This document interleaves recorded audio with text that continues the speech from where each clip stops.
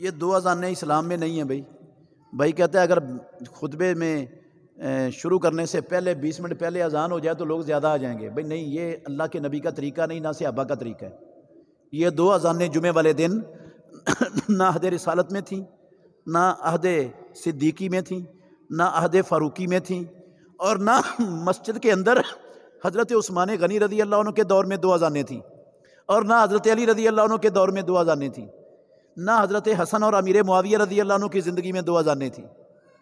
مسجد میں دو اذانیں اس کا وجود ہی نہیں ہے، نہ نبی صلی اللہ علیہ وسلم کے دور میں، نہ خلفائے راشدین کے دور میں، نہ صحابہ کے دور میں.